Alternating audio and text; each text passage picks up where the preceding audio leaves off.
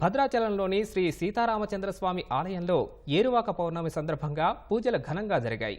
గోదావరి నది నుంచి తీర్థబిందెలను తీసుకొచ్చి అంకురార్పణ నిర్వహించిన అర్చకులు పంచామృతాలతో స్వామివారికి అభిషేకం చేసి ధూపదీప నైవేద్యాలు సమర్పించారు. అనంతరం మహాపూర్ణాహుతి ఉత్సవాన్ని నిర్వహించారు.